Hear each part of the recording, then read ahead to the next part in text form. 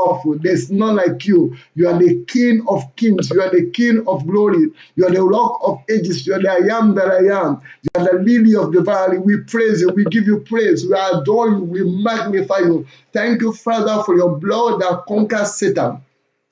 Thank you for frustrating the plans of the enemy. Thank you for waking us up today. Thank you for food. Thank you for clothing. Thank you for sending your word of healing and deliverance to us. Thank you, Father, for healing all those who have been afflicted by this virus all over the world. Thank you, Father, for bringing an end to death through the power of your blood. Thank you for your mercy. Thank you for your mercy. Thank you for your mercy that has given us divine help.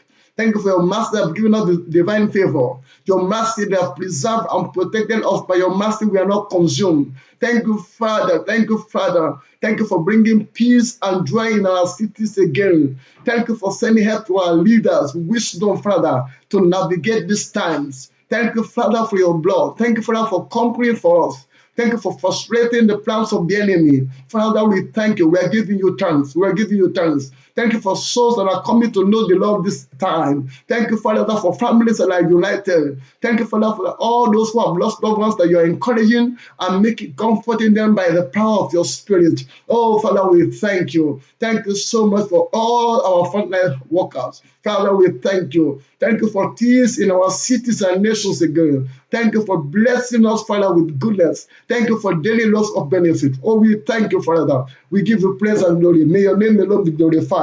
In Jesus' name, amen. God bless you. Good afternoon. This is your friend, the street evangelist, Paul Adelaire. We continue with our Bible inspiration. Hearing the voice of God, part 13. Hearing the voice of God, part 13. Today, what we are going to do is going to blow up your mind. Get prepared, get ready, because this is going to be very explosive. I mean, spiritually explosive.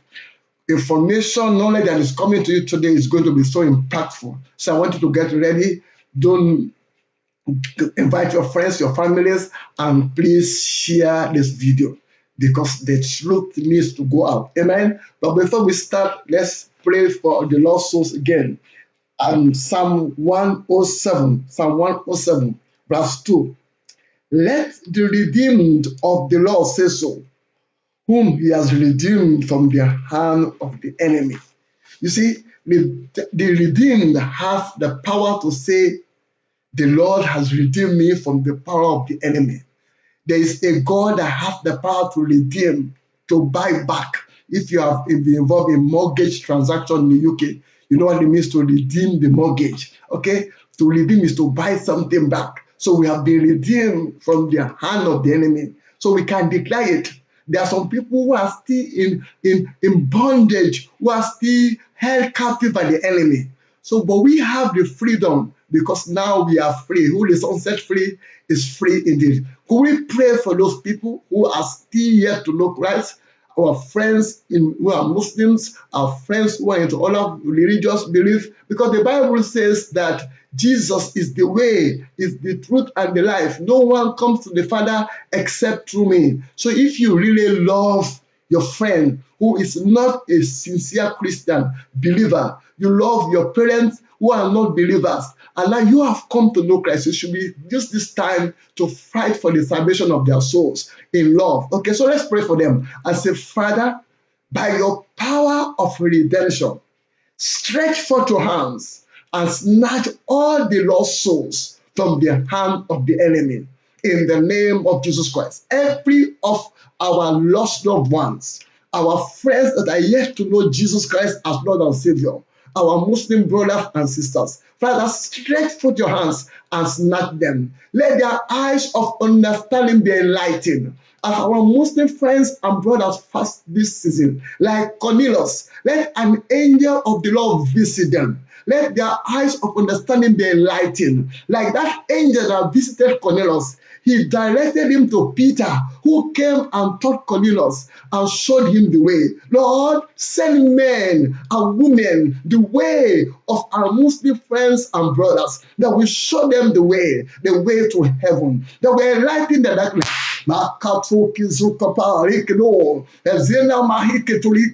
Let the veil that is blinding their heart be torn apart. Like the veil of the temple was torn into two from top to bottom. Let the veil be torn apart. Let their eyes be open in the name of Jesus Christ. The Bible says Lydia heard the word of God in Acts 16, and the Lord opened her heart to hear what Paul was speaking, and she was saved. Lord, open the hearts of all the unsaved souls, including our lost brothers and sisters, those in Islam, those in Hinduism, Buddhism. Open their heart to the gospel, that they will know you as brother and savior in the name of Jesus Christ. Father, we thank you. Thank you for stretching out your hands into all hospitals, healing the sick, raising the dead, giving sight to the blind. Thank you for healing those afflicted by this virus. Thank you for bringing peace and order in our world again. Thank you, Father. We cover ourselves with the blood of Jesus Christ. The Bible said they overcame him by the blood of the Lamb and by the word of their testimony. And they did not love the life to the death. We cover ourselves with the blood of Jesus, the blood that conquers Satan. Let that blood conquer for us. Thank you, Lord. In Jesus' name. Somebody say, Amen. God bless you. Your friend, Paul Adelaide, the street evangelist. Let's go. Hearing from God, part 13. Yesterday, it was very good. Sometimes when we finish, I listen to some of these messages and I thank God because it helped me too. You know, I was giving you what I have seen and heard since I became a believer, okay? Because I said I was talking to you about gospel words, the word of God to the sick. What is God's voice to the sick? The Bible says he sent his word and he healed them all. The Bible says he was wounded for our transgression, bruised for iniquity. The chastisement of our peace was upon him. By his stripes we are healed. So we say God sent his word to heal the sick. And I gave you instances, testimonies of the sick that I've seen healed.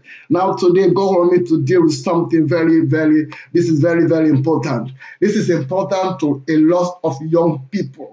A lot of people in their 20s, in their 30s, thereabout, and a lot of people in my own generation too, in that 40s something bracket again. Okay, this is very good for that generation. You know, it's very good, and it's a message that is good for everybody that desires to know spirituality. I'm going to talk to you about God's voice in dealing with evil.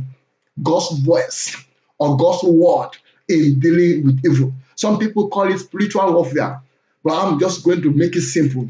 God's voice or God's word in dealing with evil. How do I use the word of God, which is the voice of God, to deal with evil? Does evil exist? I think if you listen to this today and you listen carefully, it will really bless you. Okay? Romans chapter 8, verse 37. I read it to you. Romans 8, 37. Your mind is about to receive a message that you will thank the Lord you had it, because God is about to take you to a new level in the area of spiritual warfare.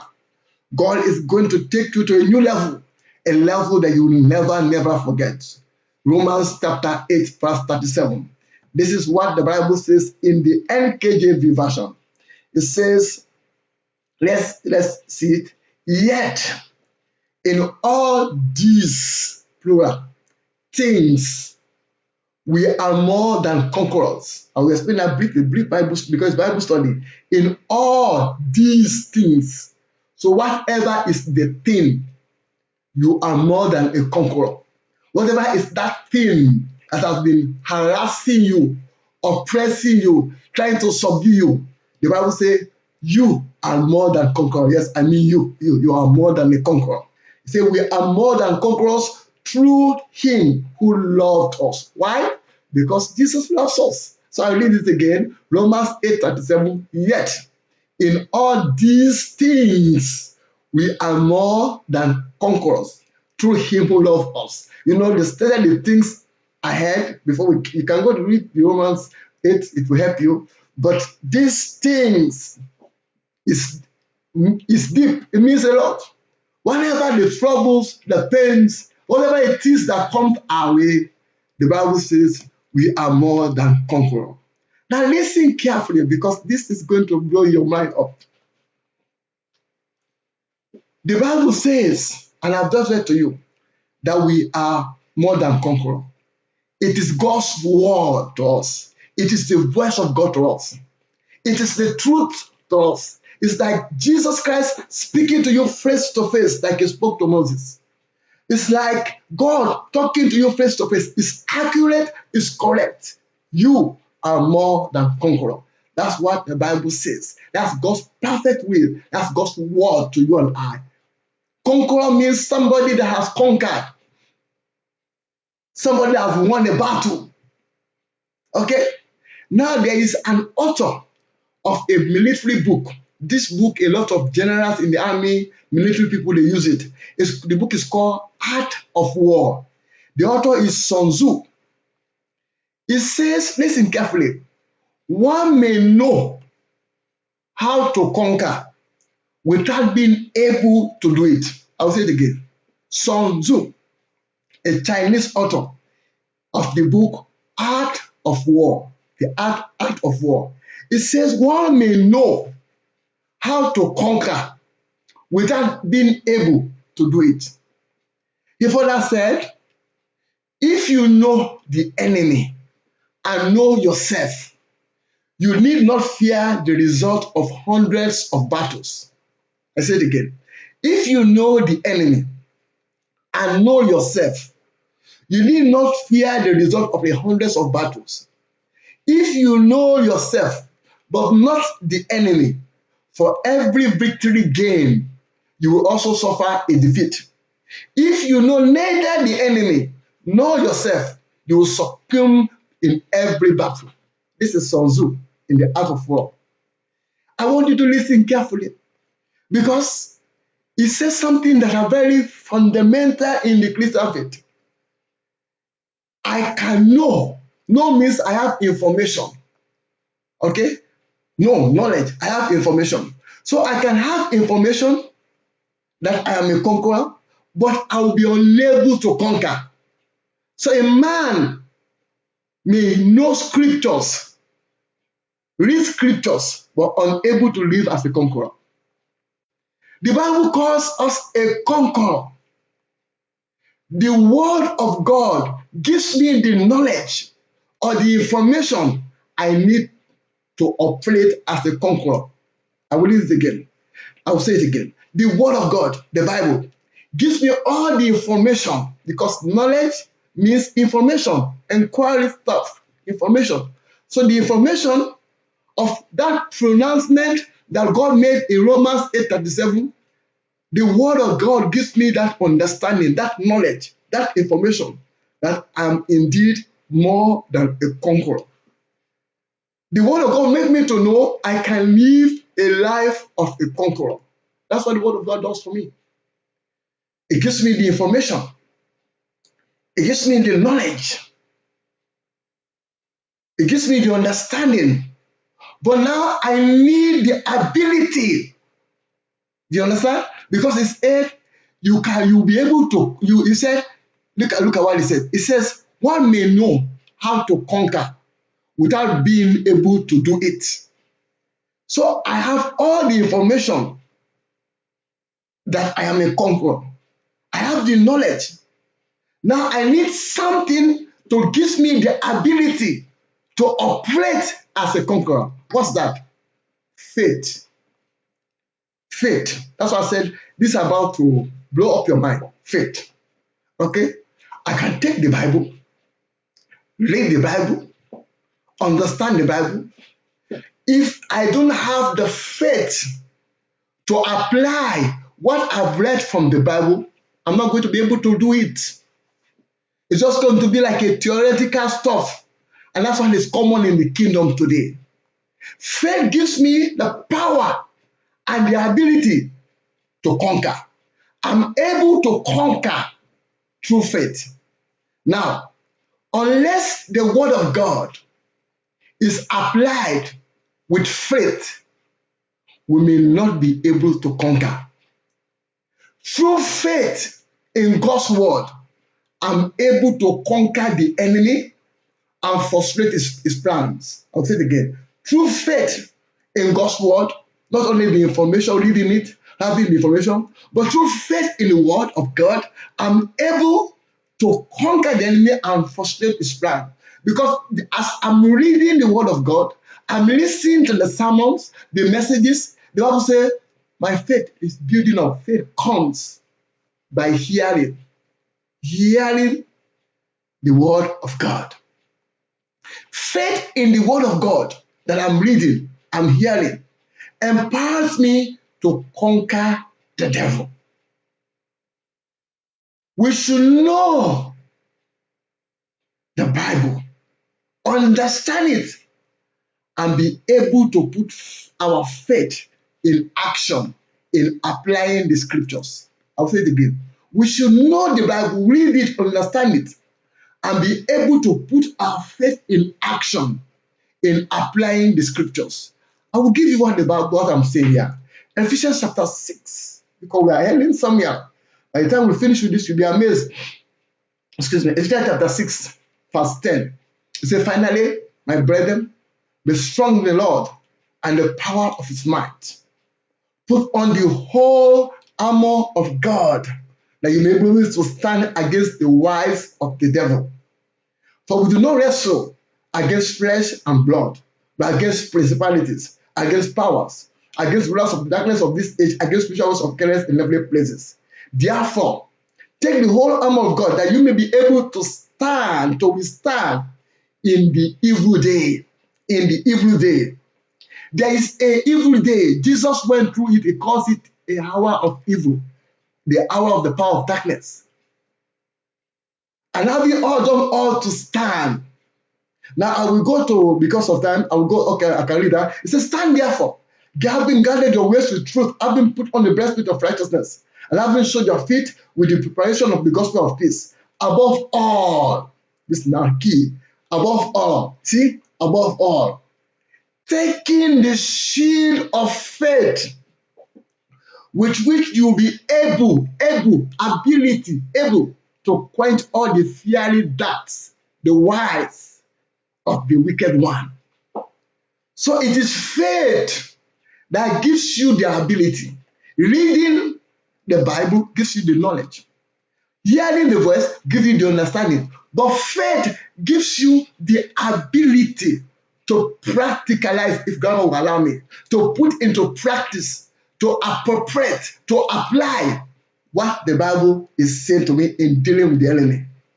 And take the helmet of salvation and the sword of the Spirit. You see, the sword of the Spirit, which is the word of God. So faith and the word of God, they go together. Beloved, we are in a war. The good side of it is that this war was won about more than 2,000 years ago, when Jesus Christ said on that cross, it is finished. Right now, where you are watching it from, or where you'll be watching this video, war is taking place in the spiritual realm. Something is happening. You will find out as we go. Right now, there's something going on.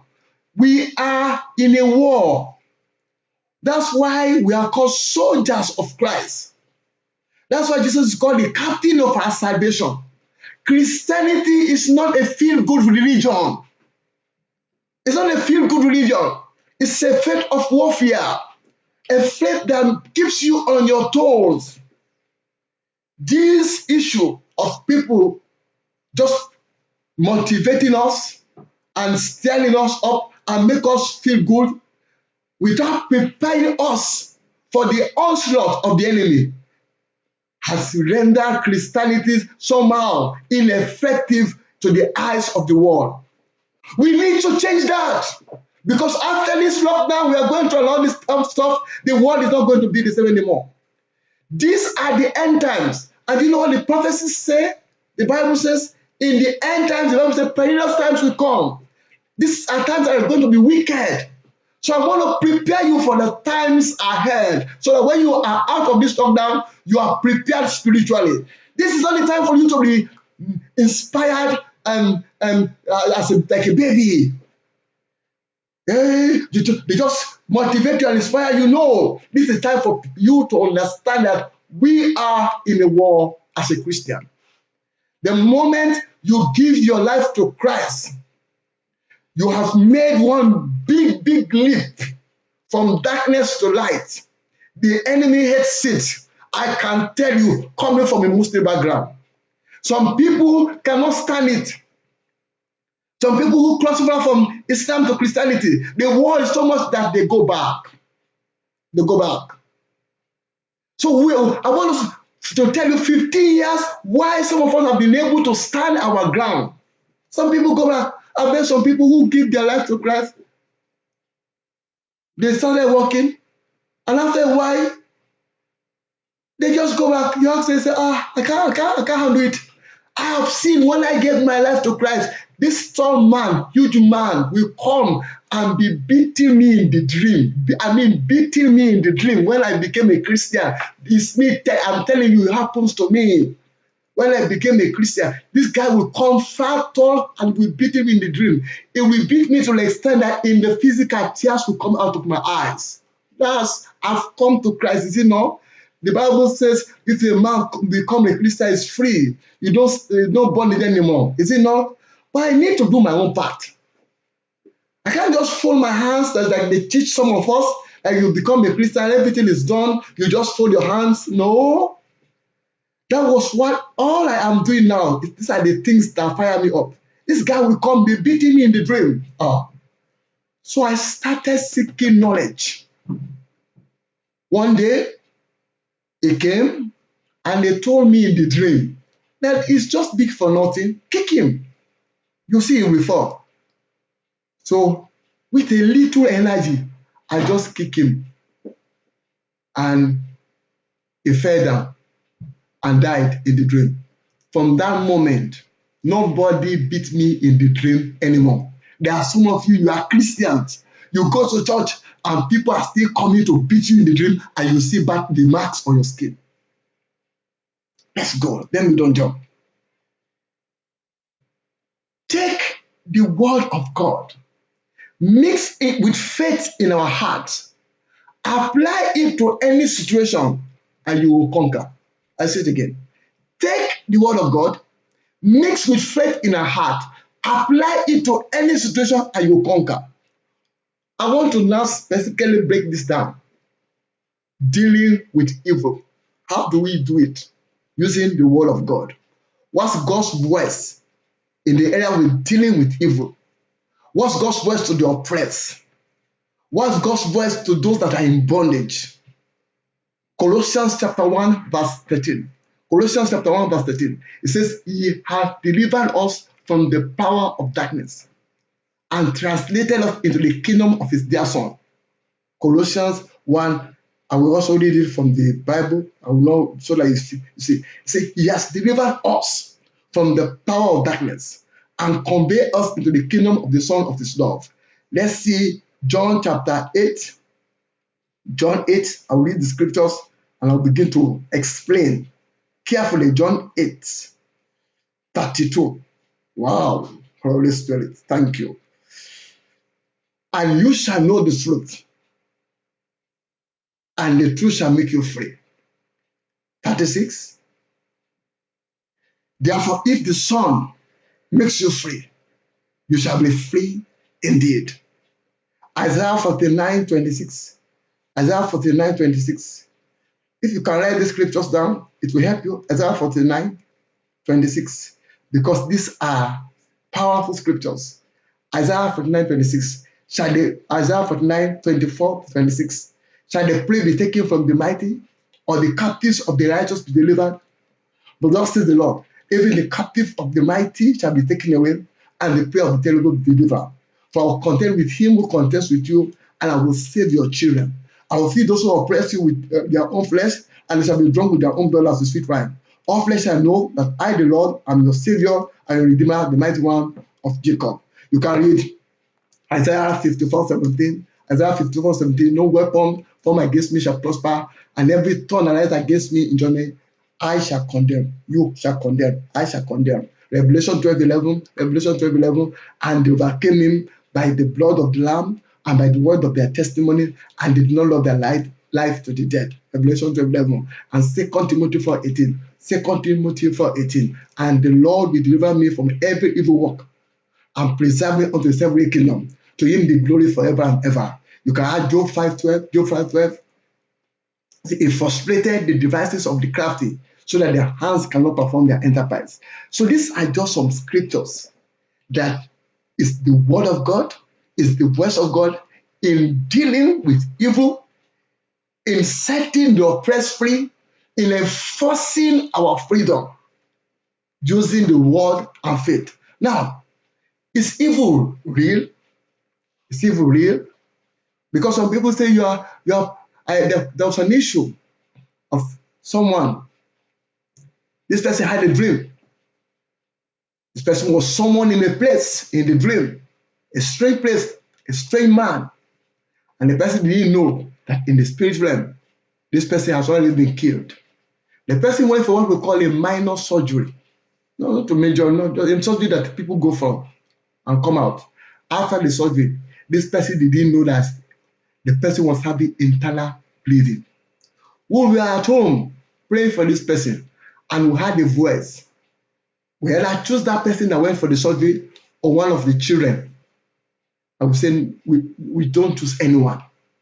Straight away, that child that was there was admitted in the hospital, in the same hospital that this person was.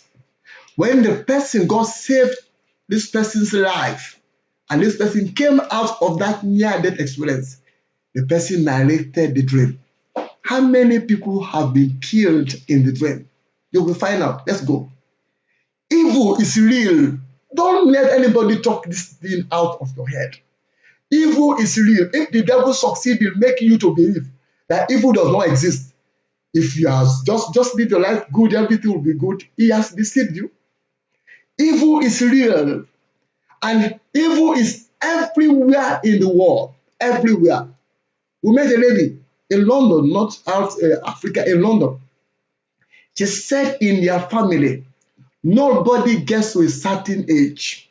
Nobody. They didn't tell me. I had it. I witnessed it. I told you last time that the Bible says in Acts 22:15, Acts 22:15, you'll be a witness of what you have seen and heard. I saw her. I heard her. She said in their family, nobody gets to a certain age. And she was approaching that age. She gave her life to Christ. She was excited. She was reading all the Christian literature on the website. She was excited. Came to church the Sunday after. Came to church the third Sunday.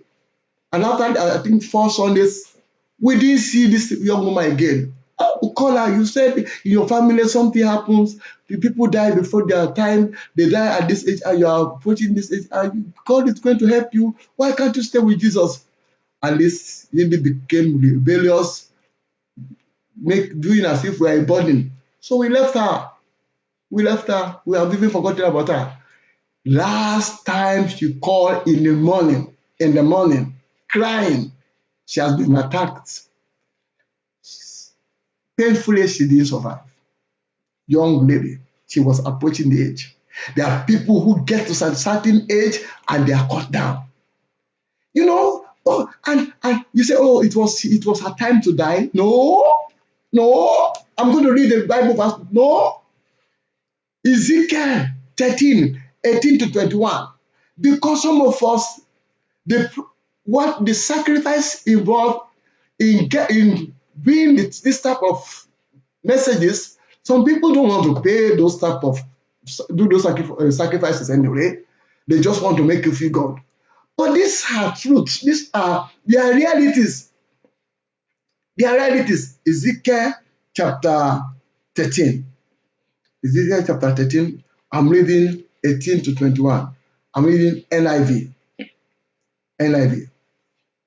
Listen carefully. This will really, really help you. Ezekiel 13, 18-21. God speaking. And say, this is what the sovereign Lord says, God speaking. Woe to the women who sew magic charms on all their wrists and make veils of various lengths for their heads in order to ensnare people. Ensnare people. You know the meaning of ensnare. You know the meaning of ensnare. Will you ensnare the lives of my people, but preserve your own? God speaking. You have profaned me among my people for a few handfuls of barley and scraps of bread, by lying to my people who listen to lies. You have killed those who should not have died, and have spared those who should not live. Therefore, this is what the sovereign law says: I'm against your magic charms, which you ensnare people like birds, and I will tear them from your arms. I will set free the people that you ensnare like birds. You can read further. This is God speaking.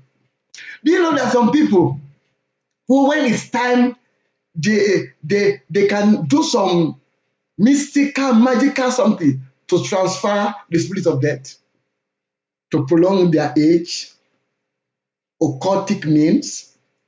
Do you know? Except God step in and say it's their time and take them off. Do you know? If you don't take action, do you know? Say, why will you die before your time and leave those that are supposed to die? Okay? You can see an old man that is 90 something in some part of Africa. He looks stronger, especially some of them in the occult, look stronger than somebody in the 30s or 40s. These are things to me in the past. Say this is foolishness. This doesn't really make sense. Spiritual things don't make sense anyway. Unless you are the spiritual things are foolishness to those people that don't understand it. That's what the Bible says. Ecclesiastes chapter 7, verse 17. The enemy is shaken because mystery. These are the things. This is for our young people. He said, do not be, let me put it to NKJV.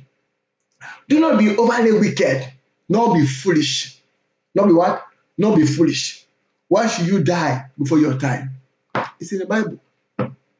So it is possible for some people to die before their time. You and I will not die before our time in Jesus' name. You and I will not be cut down in Jesus' name.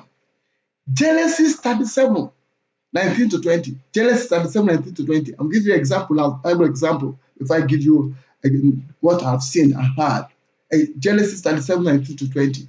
You remember the case of Joseph. He had a dream, good dream of his destiny. And what did his own brother say? Let's kill him and see what becomes of his dreams. If your destiny is great, if your destiny is a threat to the enemy, if you are a carrier of glory, the enemy will not leave you alone. His assignment terminates his destiny. It can make you like immorality to the extent that you can't do without girls or you can't do without boys. He will devise a means to want to terminate this message for young people, to want to terminate that destiny. He told Joseph, a prime minister in the making, he said, let's kill these guys, this plan. As if the enemy had some idea that this guy is going to become a prime minister, so let's cut him short. Oh, you don't want this. I got saved not in Africa, in the United Kingdom, here, London, in the United Kingdom. So you say this is just something about African something. No. I've listened to Derek Prince. It's a white gentleman, Englishman that stayed in America. Okay, I have a book of Smith Wigglesworth, Kenneth Hagin. Okay, and my own father in the Lord, Pastor E.R. Adeboye. My mother in the Lord, Pastor Wumi Oladunjoye. I've listened to so many people. I've read their book, Dr. Lukoya. There's a preacher that used to come from Northern Nigeria, Pastor Norako. A lot of these people. Another man in America that used to buy his books. These are books and CDs. And CDs, David Jeremiah. Okay, so listen carefully to what I'm saying. These are not make-up stories. Joseph, he had a dream. And the brother said, let's kill him. Remove him from the way. And let's see what comes out of his dream. Nahum chapter 3, 1 to 6. I'm going to read that. Nahum chapter 3, 1 to 6. That will wake up because that has to do with exactly what is happening now in our world. Nahum chapter 3. Well, let me use NIV. Listen, it says, woe to the city of blood, full of lies, full of plunder, never without victims. The crack of whips, the clatter of wheels, galloping horses, and jolting chariots, charging cavalry, splashing sword, and glaring spears. Many casualties. Many casualties. Take note.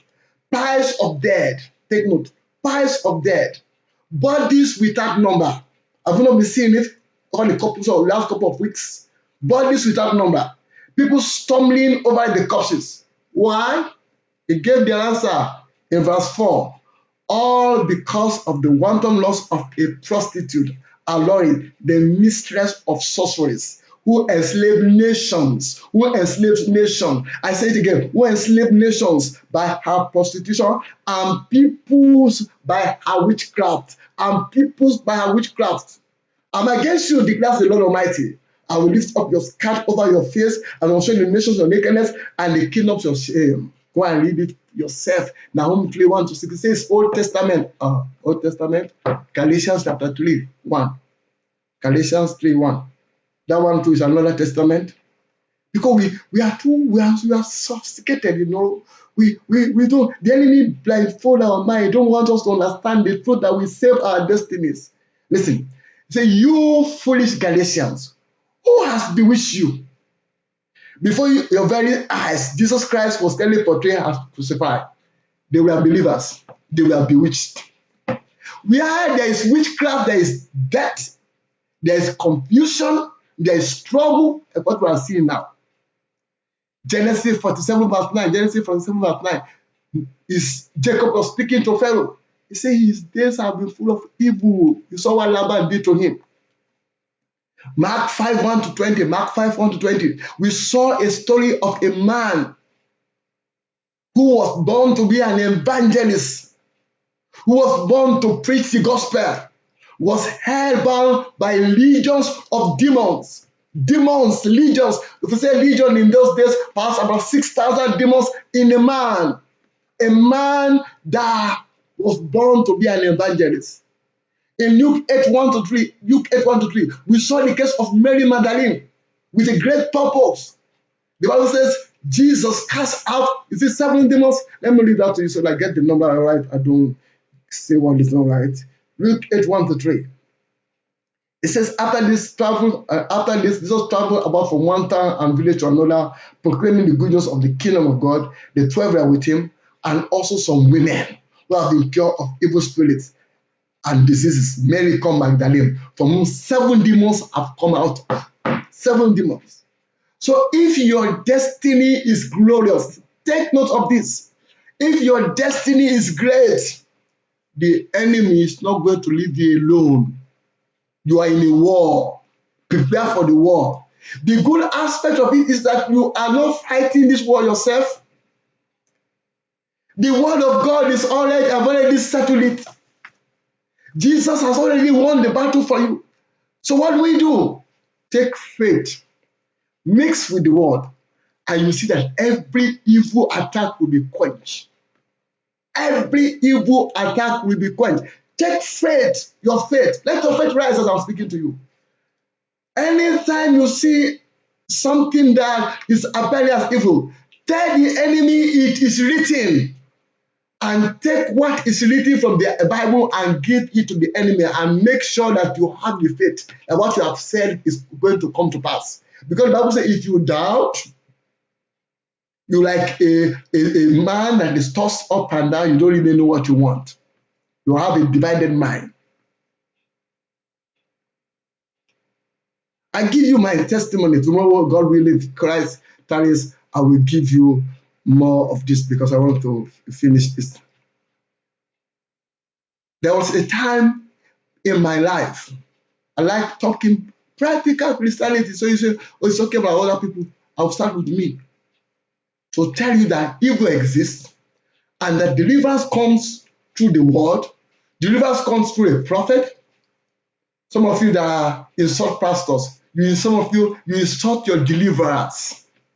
The enemy know that if you are connected, some of you don't have. I see people that say they are doing street evangelism. They are saying, "Who is your pastor?" I say, "I don't have pastor. I don't need to go to church." Oh, you are a street evangelist indeed. You are indeed a street evangelist. You are street evangelist indeed. You don't have a pastor. You don't have a cover. The enemy knows you are just wasting your time. Because listen to this. God can use you. Devil can use you.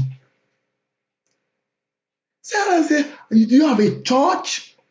Say, "No, I don't have a church.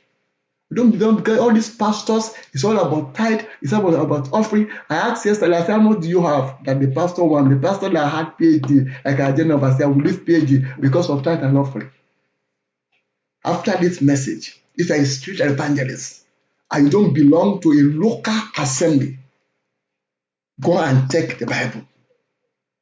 You have to pray this lockdown for God to lead you to a local assembly because the enemy is robbing you. Why am I talking? I talk boldly. I what all the things I've been doing. I've been doing it boldly for 14, 15 years. Why are we so bold?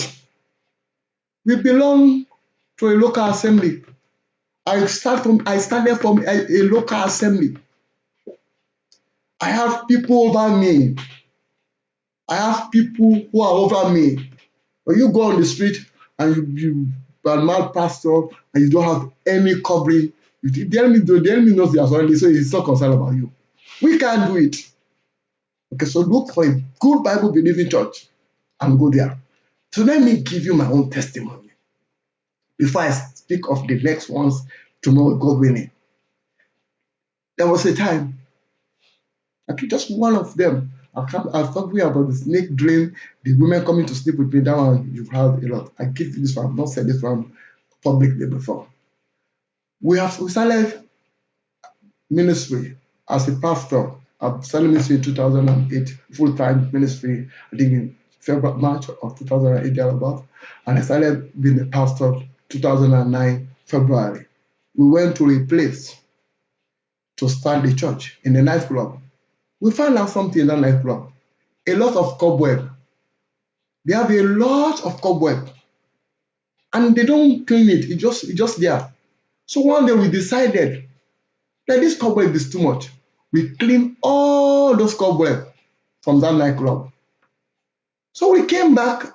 That was during the midweek service. So we came back, and one of the people in charge of the nightclub asked us, said, "We found out that all the cobwebs here have been cleaned. What happened?" I said, "We clean it."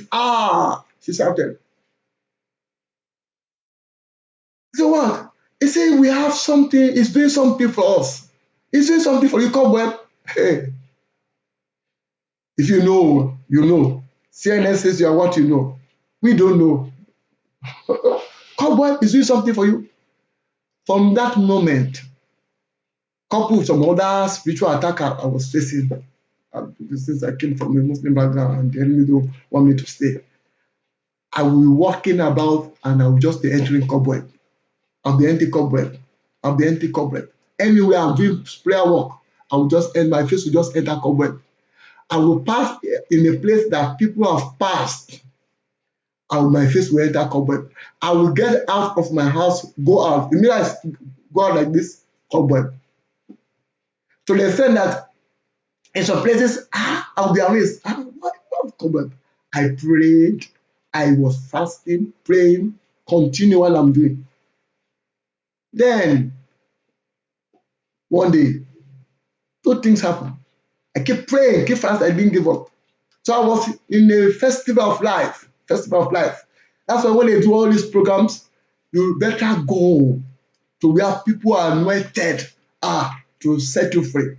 They were doing Festival of Life in Excel in the United Kingdom, and the word of God came, word of knowledge came, that there is somebody who is going into cobweb trees, issues they mention, cobweb was one of them.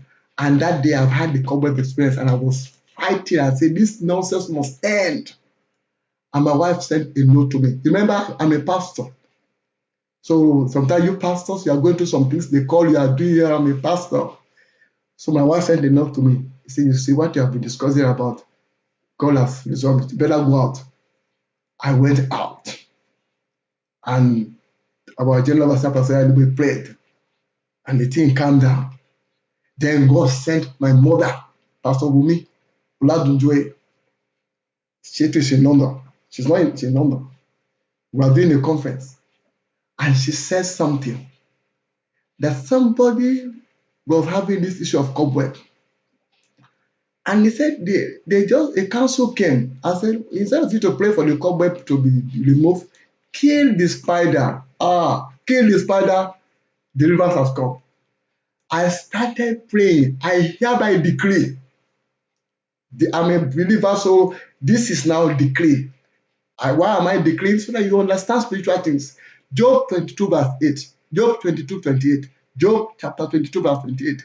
It said, thou shalt also decree or declare a thing, and it shall be established. So light will shine on your ways. So you see, if I want light, the cobweb is darkness. Cobweb means confusion. Cobweb means setbacks. Cobweb means witchcraft affliction. So what I was going through was the enemy was trying to set confusion into my life, make me have setback and witchcraft affliction. But the Bible says, if I decree, it shall be established. So I started, I hereby decree, let the spider producing this cobweb die in the name of Jesus. I continue praying. Cobweb, gone. Gone. Gone. That is the way the Bible works. Faith mixed with the word deals with evil. I read this to you as I close for today. I will give more next tomorrow. God willing. It was sent to us on this was a testimony on the 1st of March 2020. 1st of March 2020. Pastor said there's someone here who a big man followed to church. Thank God you came to church. That spirit of death that has made a mistake following you to church, that spirit is destroyed. Okay, somebody, a word of knowledge came, like it came in the case of the cobweb, and said, spirits, a big man has followed you to church. That spirit made a mistake following you to church. Imagine if she doesn't go to church, and you'll find out as I read on. It says, the previous night before the Sunday, I saw a big man who wanted to take me away. To take this person away in the dream means to kill her. And what has happened on the Sunday that this person came to church. 2 people came and there was a fight. The next morning on Sunday, it was a trouble coming to church. So you can see why the enemy don't want you to go to church. Because sometimes your miracle and your deliverance is waiting for you in the house of God. Okay? I came late and the prophecy followed during the sermon. The pastor asked that the person that the big man is following should come out. I said within me, it is me. Wow, but I won't come out since I have prayed. You see, sometimes you see some pastors say some things on the pulpit and nobody comes out. So you say it's a lying prophet. You don't know the person is sitting there. You say, I'm here to testify that I was the one that Sunday pastor was talking about. This is somebody giving a testimony. I read it to you now, for you to know that evil is real. I think I can complete this. I was in Lagos in December 2019, and a close friend said something. He said she joined a prayer that we are doing in London. She connected from Lagos, Nigeria, and we are doing this prayer in London. We are dealing with witchcraft that night. She said before that prayer, they had about 20 cats in their compound that comes every night, and they don't have any cat. But these 20 cats will come to their compound and they'll be mowing around. He said it was annoying, and they don't know where the cats are coming from, and they get many every time. He said, well, that night, after the prayer, Bible-based prayer, Word of God-based prayer, that was the end of those cats. They never saw them again. How will you explain bats entering somebody's room twice that there's no opening outside? We have seen it. If you have not seen it, it has been seen. the pictures and everything. The bats came to the person's room twice. The first time, we are called in the midnight from Africa. We said those bats will not go. The bat was hiding the glove. I say, we have declared. I told you again, Job 22:28. The first bat was killed. Another one came. That second bat too was killed. How would you explain it? How would you explain a pigeon being in a boiler? A boiler, not in Africa, in the United Kingdom. Boiler is where we have all our warm water and something, complete boiler that has the hot water and the heating system.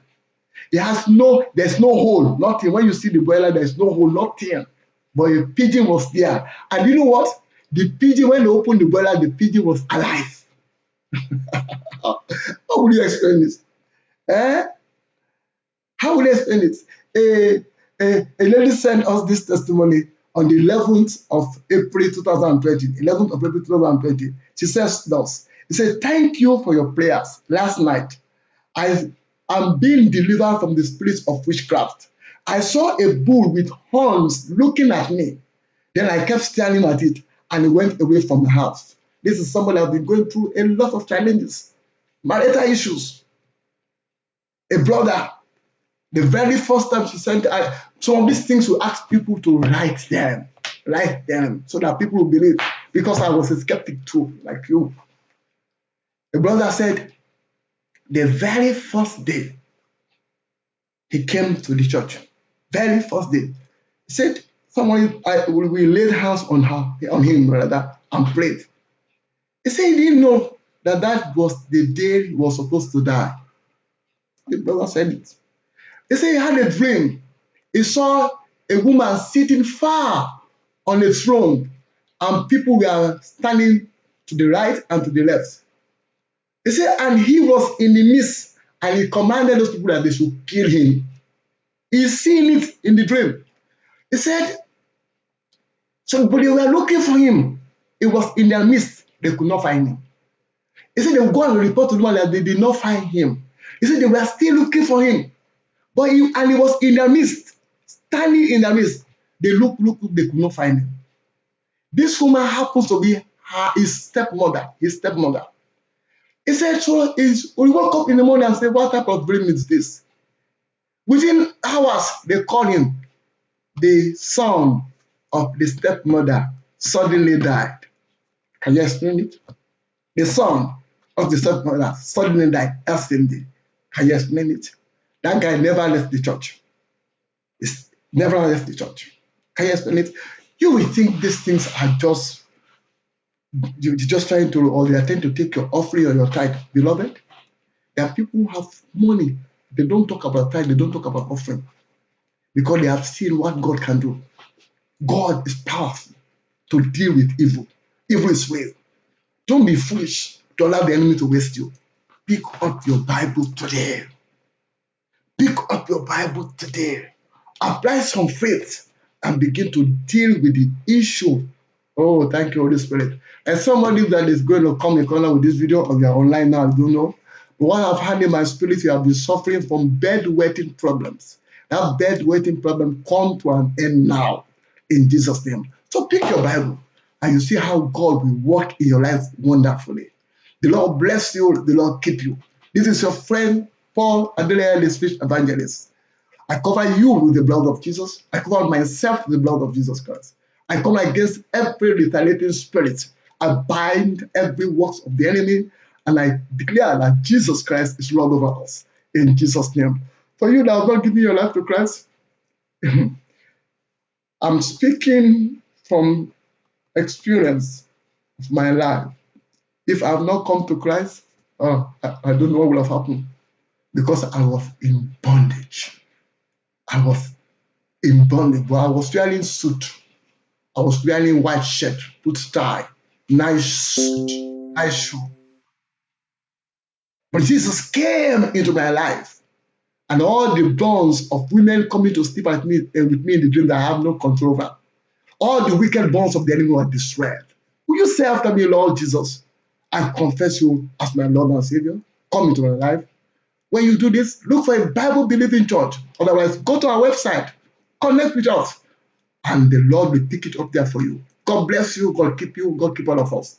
Have a very, very good day. The Lord bless you. Goodbye. God bless you. Your friend, brother Paula Belair. Goodbye.